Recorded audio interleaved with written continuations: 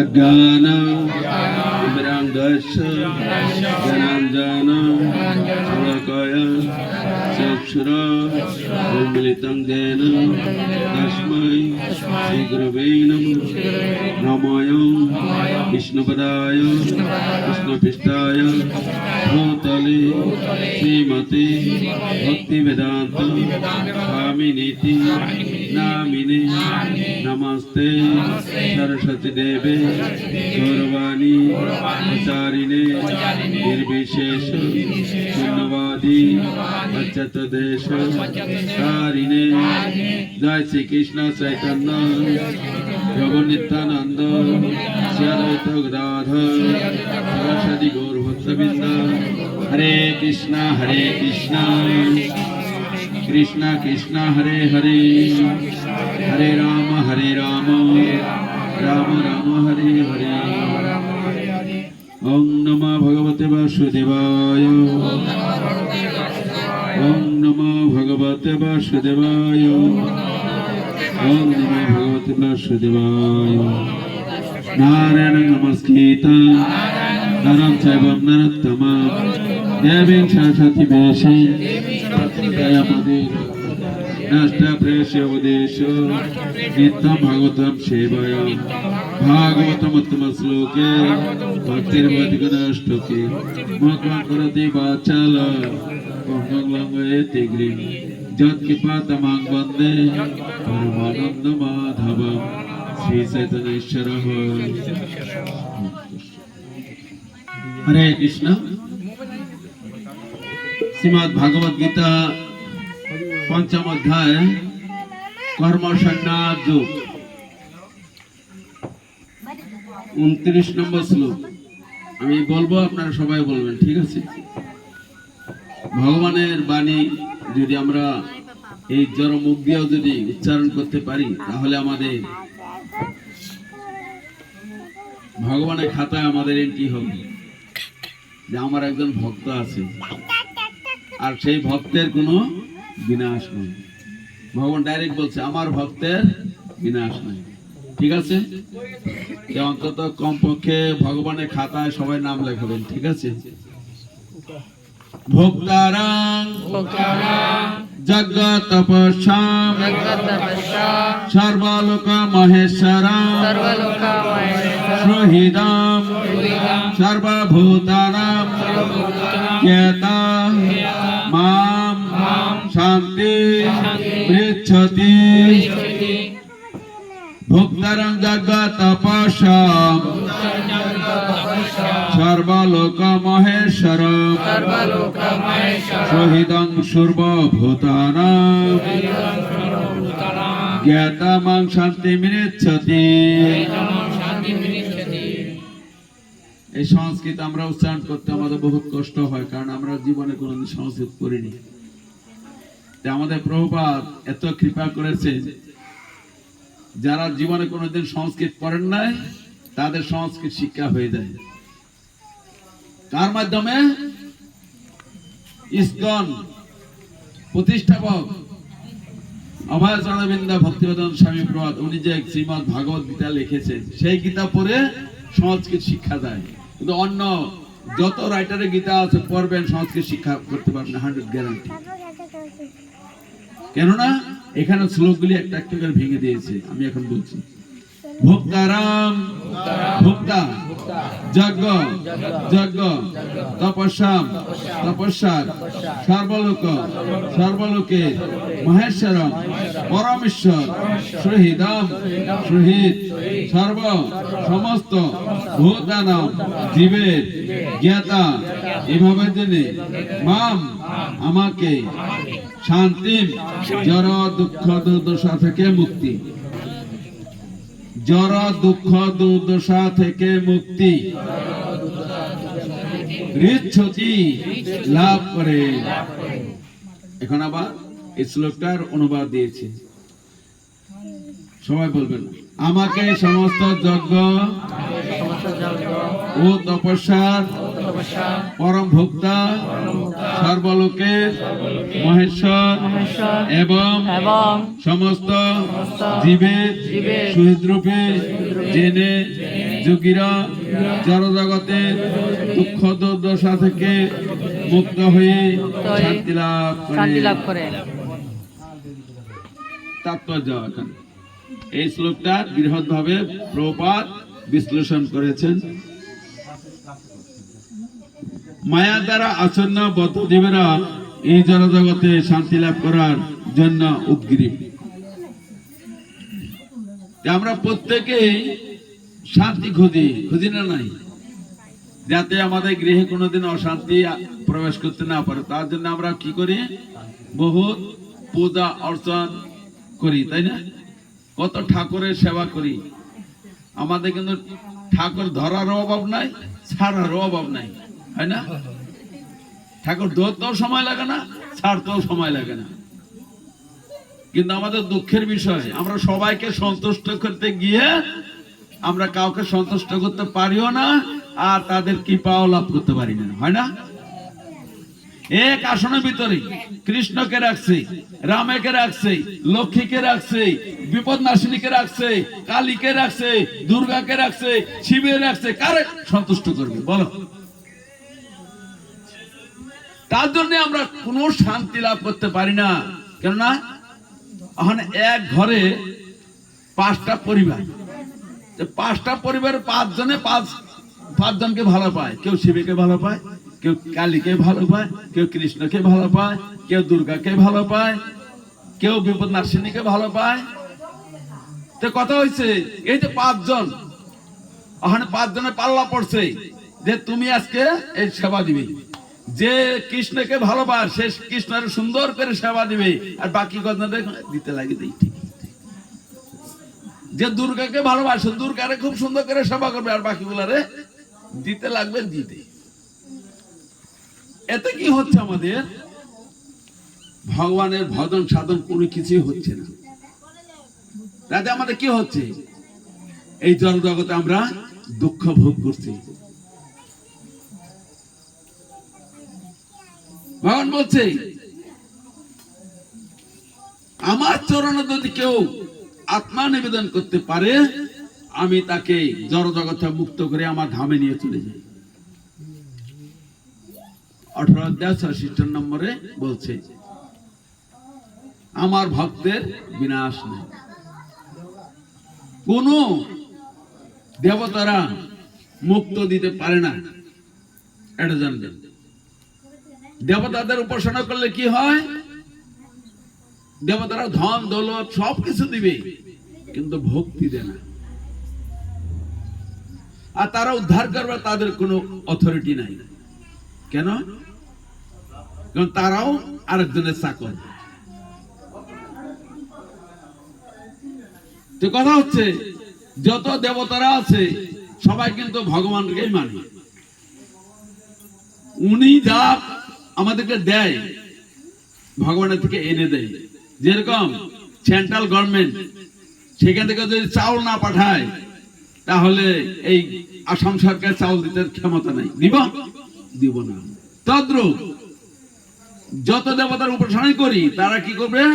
ওই কৃষ্ণের থেকে আইনে আমাদেরকে দিবে, কিন্তু এটা হচ্ছে ক্ষণস্থায়ী ফল, চিরস্থায়ী নয়, ক্ষণস্থায়ী। দেবতাদের উপাসনা করলে দেবলোকে দেওয়া যায়, কিন্তু ক্ষিণীপুত্রে মর্ত্যলোকম, দেবলোকে যতদিন আমরা থাকবো ওখানে পুণ্য শেষ হয়ে গেলে আবার পুনরায় এই ধরাধামে আবার 84 লক্ষ দিনই ভ্রমণ করতে হবে। 1-2 লক্ষ নয়, 84 লক্ষ। তারপরে আবার মানব জন্ম পাওয়া যাবে। এহেন দুর্লভ জন্ম পেয়ে যদি আজকে হরি ভজন না করি, আর কবে করবো আমরা? হ্যাঁ, সত্য যুগে 1 লক্ষ বছর আয়ু ছিল মানুষের, তখন সত্য লোকে ধ্যান করত, ধ্যান করে ভগবানকে জানত।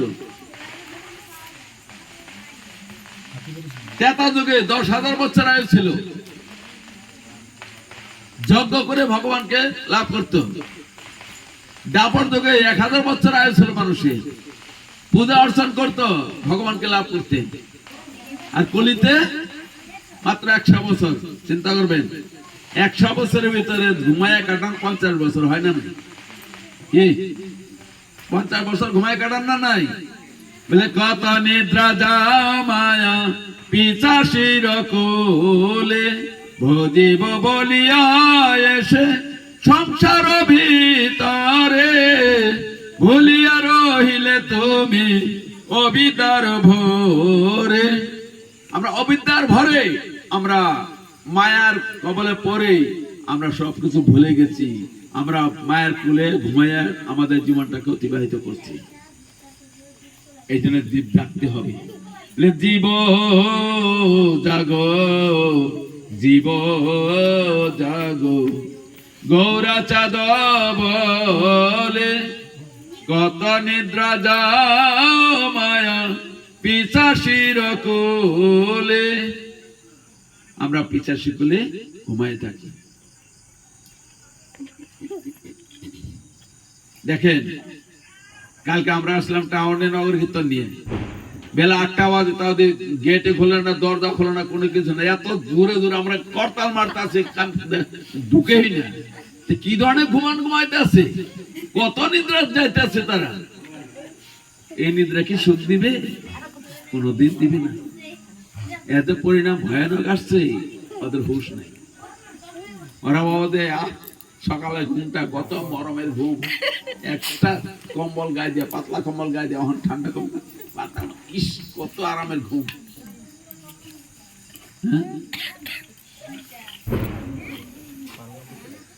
এর থেকে আমরা জানি গ্রামের লোক বহুত ভালো আছে, বহুত সভ্য আছে, বহুত ভক্তি আছে। দেখুন যে টাউন মানুষকে ভক্তি নাই, আছে। টাউন মানুষের ভক্তি আছে, থাকবো নাকি? ভক্তি লাগলে আপনারা আসতে পারছেন? প্রত্যেকে আপনারা কৃষ্ণের ভক্ত, তার জন্য এখানে আসতে পারছেন। কৃষ্ণ ভক্ত না হলে আসতে পারতেন না। এখানে মানুষ অভাব আছে। এই প্রভু তো বহুত ঘরে ঘরে নিমন্ত্রণ করে আসছে, কয়টা লোক আসছে? সবার ভাগ্য হয় না। হরি ভজন করা, হরিকথা শ্রবণ করা, সাধু সঙ্গ করা সবার ভাগ্য হয় না। প্রকৃত যদি আমরা সাধন ভজন করতে যাই, তাহলে বলছে সাধু সঙ্গ, সাধু সঙ্গ সর্বশাস্ত্রে কয় লহমাত্র সাধু সঙ্গ সর্বসিদ্ধি হয়। সাধু সঙ্গ করতে হবে। সাধু সঙ্গ না করলে কোনো উপায় নাই। দেখবেন তো, কোনো যদি বিপদ আপদ পড়ে, তখন মন্দিরে দৌড়ে যায়, প্রভু রক্ষা করেন, রক্ষা করেন, আমার আর উপায় নেই। আর যে নাকি বিপদ সরে গেল, কিসের ভগবান, হামছে বড় কোন হ্যাঁ। এই তো হচ্ছে অবস্থা আমাদের। যাই হোক, কিন্তু শান্তি লাভের পন্থা তাদের জানা নেই, যা ভগবত গীতার এই অংশে বর্ণিত হয়েছে। শান্তি লাভের জন্য শ্রেষ্ঠ নীতি হচ্ছে এগুলি, ভালো করে জানবেন। ভগবান শ্রীকৃষ্ণ সমস্ত কর্মের ভোক্তা। এই যে আমরা যা কর্ম করি, কর্মের ভোক্তা হচ্ছে ভগবান, আমরা নয়। আমরা কি খাবো না নাকি? হ্যাঁ, আমরা খাবো। ওটা ভগবান আবার সিদ্ধান্ত দিয়ে গেছে, পত্রাং পুষ্পং ফলং তেম, শাকসবজি ফলমূল ইত্যাদি, এটা হচ্ছে মনুষ্য জীবের জন্য খাদ্য দিয়েছে। তাও কি এমনি খাইতে পারবেন না। ওটা বলছে আমাকে অর্পণ করি, তারপরে সেটা তুমি প্রসাদ রূপে গ্রহণ করো। 3 অধ্যায় 13 বছর বলছে, তুমি যা কিছু রন্ধন করো, যা কিছু গ্রহণ করো, তুমি আমাকে অর্পণ করো, তারপর তুমি প্রসাদ রূপে সেটা তুমি গ্রহণ করো, তুমি নিষ্পাপ। আজ ভগবানকে না দিয়ে খায়, প্রতি গ্রাসে গ্রাসে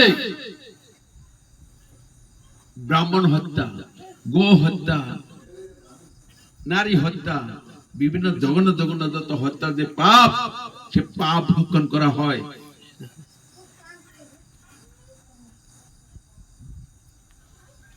সুদামার এক মুষ্টি খুদ খেয়েছিল কৃষ্ণ। রুক্মিণী কৃষ্ণ হাত ধরে ফেলেছে, আরে তুমি এটা কি করছো? তুমি যে তার দেখে তোমার তার থেকে তুমি খেলে, তুমি এর ঋণ জীবনে শোধ করতে পারবে? গাড়ি বলছে রুক্মিণী, ঋণ শোধ করতে পারবে? কৃষ্ণ হাইসা দিছে, কথা তো ঠিকই। আমি যে ঋণ না করি আমি ভক্তকে দিব কি করে? ঋণ করলে তো আমি দিতে পারবো না। হে তো আমাকে দিয়েছে, তার প্রতিদান তো আমার দিতে হবে, হবে না? নাই, আমি যদি কৃষ্ণকে দেই, কৃষ্ণ প্রতিদান আমাকে দিবে 100 গ্যারান্টি। এক মুষ্টি খুদ খাওয়ার জন্য সুদামার তো কিছুই ছিল না, ভাঙা ঘর ছিল। কৃষ্ণ বলল ঠিক আছে, আমি তার ব্যবস্থা করছি। তখন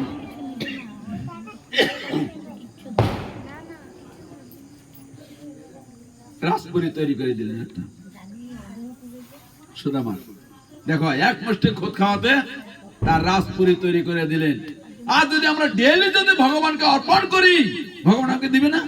100 দিবে। ওই বিশ্বাসটা আমাদের ভিতর নাই। আমরা আবার কি প্রভু, আমরা কেমনে ভোগ লাগাবো? আমরা তো মাছ মাংস খাই, কেমনে ভোগ লাগাবো? আমার তো ভোগ লাগাবার উপায় নেই। এগুলো খান কি লিগা? এলিকে মানুষের খাদ্য। হ্যাঁ, জিহ্বার লালসায় হিতে উতি যায়, সেই জীব কব কৃষ্ণ দর্শন নাহি পায়। জিহ্বাকে জয় করতে বলছে কি দিয়া? কৃষ্ণ প্রসাদ দিয়ে।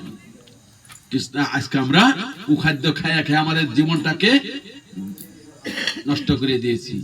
এই পেটটারে আমরা মরিহালি বানাই দিয়েছি। মরিহালি হয় না?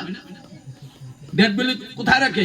মরিহালিতে রাখে না? নাই, আমরা বাজার থেকে ডেড বডি কিনে আই না, কসকস খায়, মসমসায় রান্না করে খাই, আর এই ডেড বডিটা এই পেটের ভিতরে রাখি। এখানে কি থাকে? ভূত পিশাচ থাকে। এই জন্য আমাদের ভক্তি হয় না, শ্রদ্ধা হয় না। কৃষ্ণ প্রসাদ খান, ভোগ লাগা প্রসাদ পান, দেখেন ভক্তি কি করে একবারে অটোমেটিক আর বাড়তে থাকবে। আরো মহাপ্রভু বলছে, তুমি আরো যদি ভক্তি আমাকে পেতে চাও, তাহলে হরিনাম করতে হবে।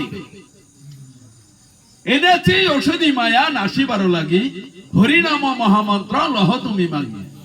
হরিনাম মাইগা নিতে বলছে, কেননা কলিযুগে একমাত্র বাঁচবার উপায় একমাত্র হরিনাম।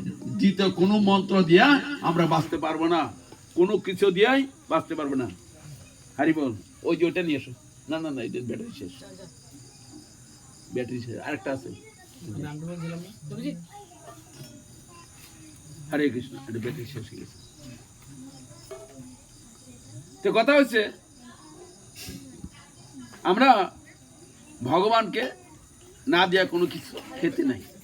এই জন্য আমরা প্রত্যেকটা ব্যক্তি গীতা পড়া আমাদের দরকার। প্রত্যেকটা ব্যক্তি, ছেলে মেয়ে পুত্র পরিজন সবাই গীতা পড়তে হয়। কিন্তু আমরা গীতা পড়ি না, কি করি? লাল কাপড়টা বাইন্দা আসনা থুইয়া খালি ফুল জল দিই, হইলো? আর আমরা বড় বড় পণ্ডিত, আমরা হিন্দু মানুষ, হিন্দু নামে হিন্দুর মার্কা, আমরা সব নামে হিন্দু, কাম নাই কিছু। একটা প্রশ্ন করলে কেউ উত্তর দিতে পারবে না। হন আবার আমরা হিন্দু হয়েছি। আমাদের থেকে মুসলিমরা বহুত ভালো আছে, ওদের ছেলে মেয়েদেরকে ছোট থেকে কোরআন শরীফ শিক্ষা দেন, জানে নাই? মাদ্রাসা নিয়া আমাদের ছেলে মেয়েকে কয়দিন মন্দিরে নিয়ে শিক্ষা দিছি, বলে যা মন্দিরে যা, কিছু শিক্ষা গ্রহণ করে দিছি আমরা। ও মন্দিরে দিলে সাধু হয়ে যাবো, দরকার নাই। আমি ডক্টর ইঞ্জিনিয়ার বানাবো, টাকা পয়সা খরচ করে, এত দেহরে জল করিয়া টাকা পয়সা ইনকাম করিয়া তারপরে আমি ছেলে মেয়েকে ডক্টর ইঞ্জিনিয়ার বানাচ্ছি, আমাকে কামাই করে খাবে, আশার মুখে ছাই।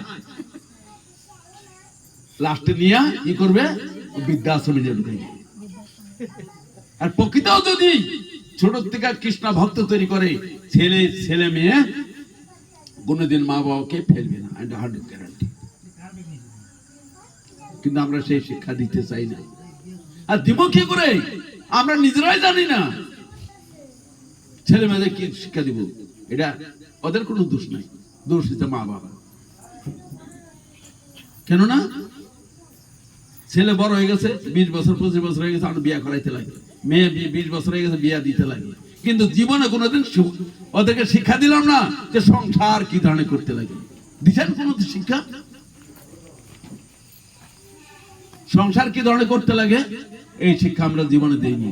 বিয়ে একটা করাই দিল, হ্যাঁ, 16 টুপি পরাইয়া, 16 একটা টুপি পরায় বিয়ে করাই দিল, আর আস্তে আস্তে তখন টুপি আস্তে আস্তে বার হইতে থাকে। আর সংসারে পুরুষগুলি একটা গাধা হয়ে থাকে, গাধা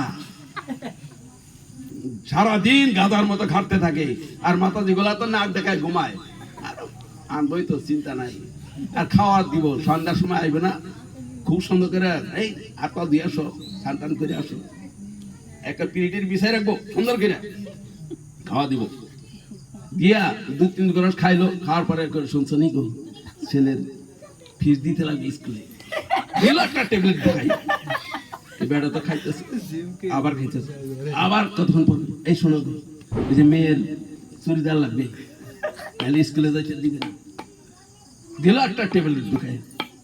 আবার খাবার লাস্টের দিকে করে শুনছো গো যে কালকে আমার এই ভাই আসবে, বাজার থেকে বড় দেখে একটা মুরগি বা মাছ একটা নিয়ে যাবে, দিল না একটা ট্যাবলেট ঢুকাই। ও বেটা তো আর সারা রাত ঘুম নাই, এই টাকা কই ইনকাম করবে, সারা রাত সে ঘুম নাই। আর মাতাজি নাক ডাকায় ঘুমাইতে আছে, তার টেনশন নাই, বুঝতে পারছেন? এই হচ্ছে আমাদের সমাজের অবস্থা, এই হচ্ছে সংসারের অবস্থা। শাস্ত্রে বলছে কৃষ্ণের সংসার করো সারি অনাচার, জীবে দয়া কৃষ্ণ নাম সর্বধর্ম। কৃষ্ণের সংসার করতে বলছে, কৃষ্ণের সংসার করতে গেলে আমরা উভয় ভক্ত হইতে হবে, তখন আমরা উভয়ের বেদনা উভয় আমরা বুঝতে পারবো।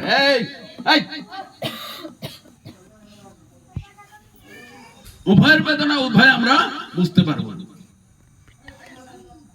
বুঝতে পারছি?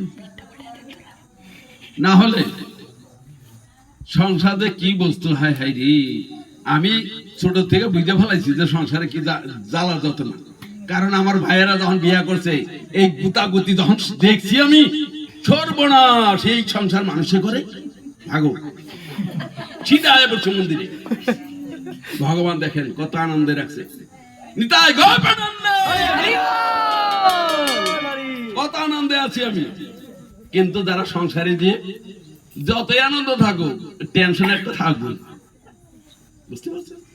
টেনশন থাকবে, টেনশন ছাড়া নাই। কিন্তু আমাদের কোনো টেনশন নেই, সারা রাত যদি কথা কইতে থেকে সারা, কিন্তু আপনারা তো চিন্তা করেন ঘরে যাইতে লাগবো, আইগো, খাওয়া দিতে লাগবো, হ্যান ত্যান দুনিয়া।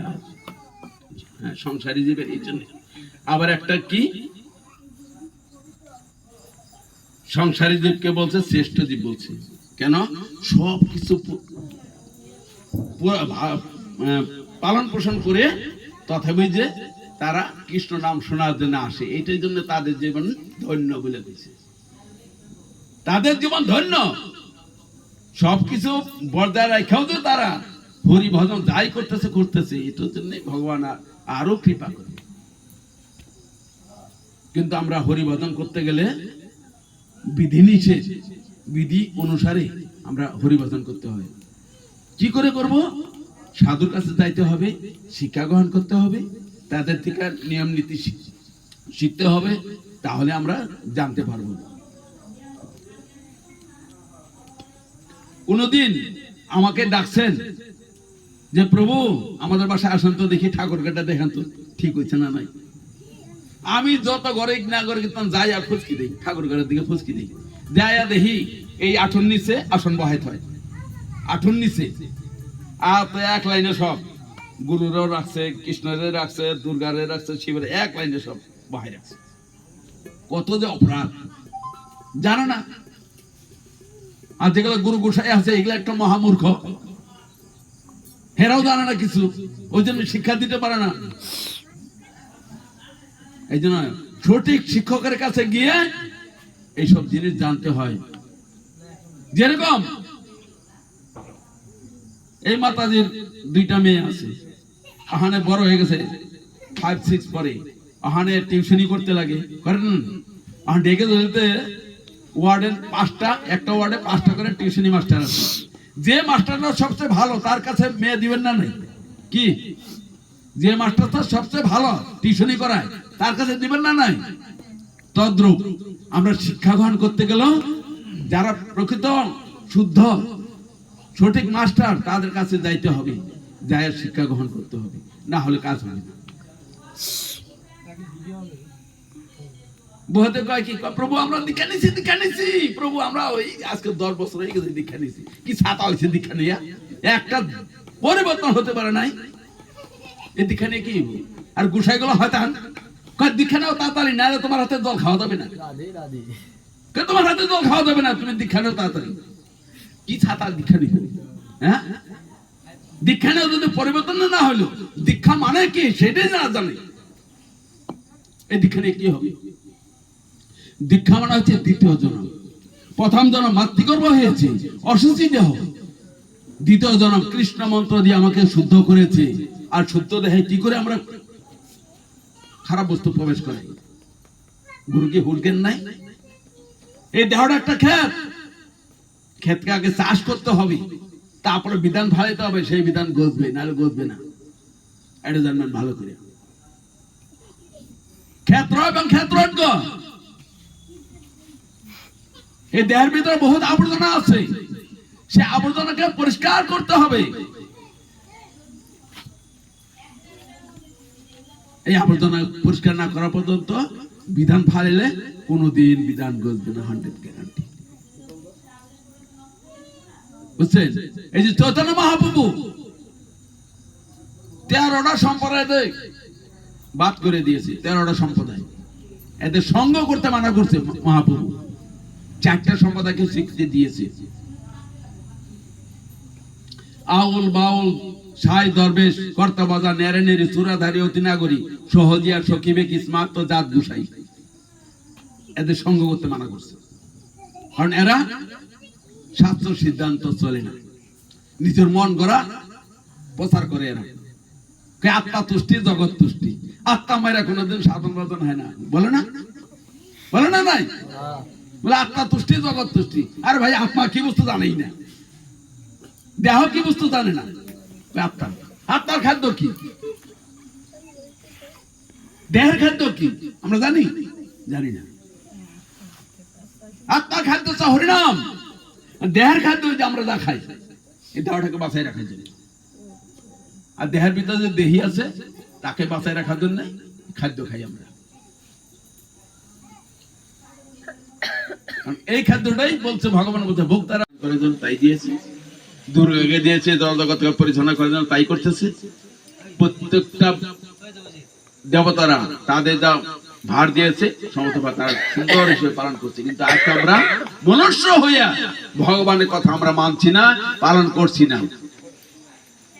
বুঝতে পারছেন? এটাই বলছে এখানে, তার শ্রেষ্ঠ থেকে আর কেউ নেই। শিব ব্রহ্মাদি শ্রেষ্ঠ দেবতাদের থেকেও তিনি শ্রেষ্ঠ। বেদে শ্বেতসুন্দ উপনিষদে ভগবানকে বলা হয়েছে তমেশ্বরণাম পরমং মাহেশ্বরম। সমস্ত দেবতাদেরও ঈশ্বর হচ্ছে ভগবান শ্রীকৃষ্ণ। মায়া দ্বারা মহাসনা হয়ে জীব সবকিছুর উপর আধিপত্য করা প্রয়াসী হয়।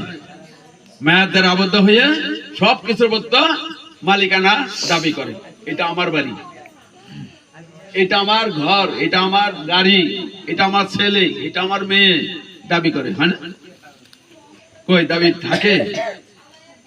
সপ্তাহে একদিন সাইরে যাইতে হবে, হবে না? নাই আমার আমার বলে আমরা কেন চিৎকার করছি?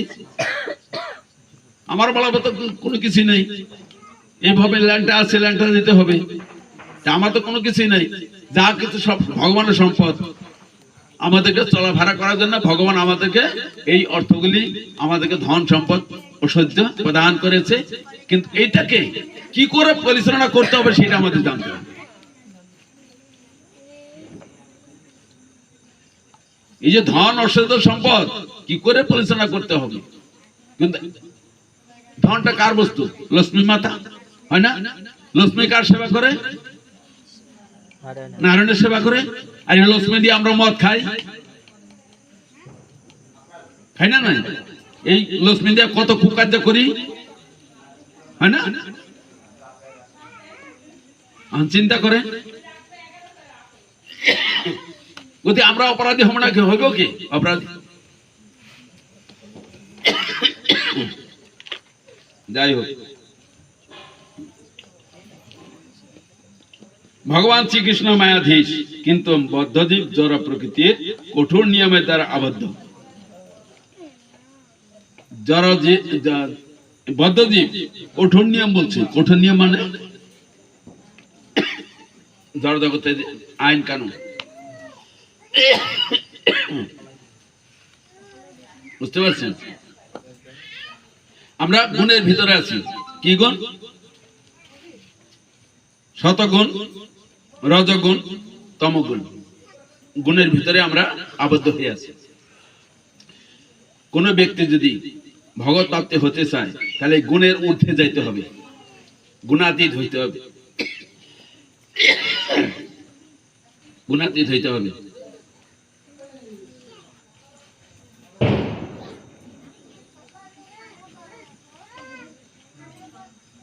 সারা রাত কইলেও কিন্তু শেষ হবে না। এই যে গুণের কথা বললাম, গুণের তিনটা গুণের ব্যাখ্যা আছে, বহুত লম্বা হবে এটা। এই তিনটা ব্যাখ্যা যদি করি প্রায় 2 ঘন্টা চলে যাবে, গুণের খালি ব্যাখ্যা যদি করি। যাই হোক, আপনার বুঝা নেবেন কথাগুলি।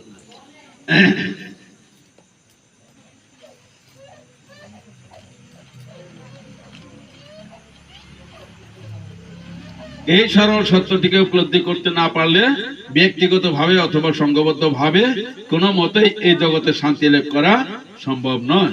এটি কৃষ্ণ ভাবনার অর্থ। ভগবান শ্রীকৃষ্ণ নিজেই পরমেশ্বর এবং অন্য সমস্ত জীব, এমনকি বড় বড় দেবতারাও তার অনুগত ভৃত্য। বুঝতে পারছেন? সমস্ত দেবতারাও তার ভৃত্য, দাস। এই পরম সত্যকেই উপলব্ধি করে সম্পূর্ণ ভাবে কৃষ্ণ ভাবনায় হতে পারলেই পূর্ণ শান্তি লাভ করা যায়। আর এটা জেনে যদি আমরা কৃষ্ণ ভাবনা লাভ করতে পারি তাহলে পূর্ণ প্রাপ্তি হতে পারবো। ডাইরেক্ট বলছি। এই পঞ্চম অধ্যায়ে কৃষ্ণ ভাবনামৃত বা কৃষ্ণ ভক্তির ব্যবহারিক ব্যাখ্যা করা হয়েছে, যাকে সাধারণত কর্মযোগ বলা হয়। কর্মযোগ কিভাবে মুক্তি প্রদান করতে পারে মনোধর্ম প্রসূত এই প্রশ্নের উত্তর এখানে দেওয়া হয়েছে। কর্মযোগের অর্থ পূর্ণ জ্ঞানে ভগবান শ্রীকৃষ্ণের পরমেশ্বরত্ব সম্বন্ধে অবগত হয়ে তার সেবার উদ্দেশ্যে কর্ম করে। আমরা যা কর্ম করে ভগবানের উদ্দেশ্যে সেটা কর্ম করতে হবে। ভগবান কি করে সন্তুষ্ট হবে, বাস। ভগবান কি করে সন্তুষ্ট হবে এই চিন্তা আমাদের করতে হবে। এই কর্মযোগ ও জ্ঞান যোগ অভিন্ন। কৃষ্ণ ভাবনামৃত সাক্ষাৎ ভক্তি যোগ আর জ্ঞান যোগ হচ্ছে ভক্তি যোগে অধিষ্ঠিত হওয়ার একটি পন্থা বিশেষ।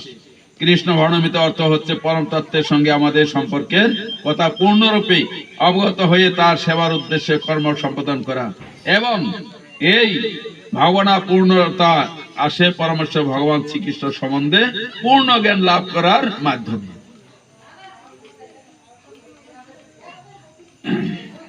শুদ্ধ আত্মা ভগবানের অবিচ্ছেদ্য অংশরূপে তার নিত্য দাস।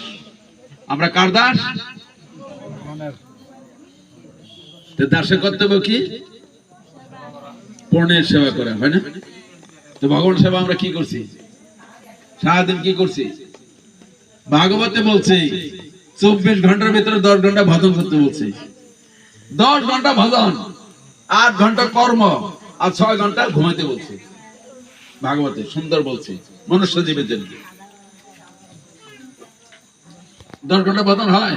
কার কার ভজন হয় হাত তোলো দেখি। কারো হয় না? আমার কিন্তু 18 ঘন্টা ভজন হয়, মনে রাখবেন। 18 ঘন্টা ভজন করি আমি।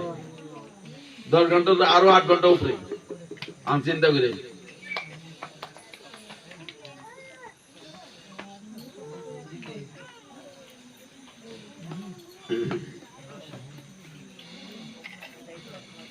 মায়াকে ভোগ করবার বাসনার ফলে সে মায়ার সংসর্গে আসে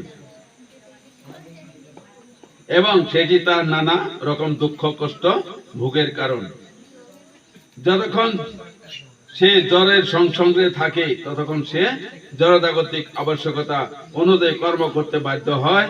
কিন্তু কৃষ্ণ ভাবনামৃত মানুষকে জড়ের গণ্ডির মধ্যে থাকলেও পারমার্থিক জীবন দান করে, কারণ জড় জগতে ভক্তির অভ্যাস করলে জীবের চিন্ময় স্বরূপ পুনর্জাগৃত হয়।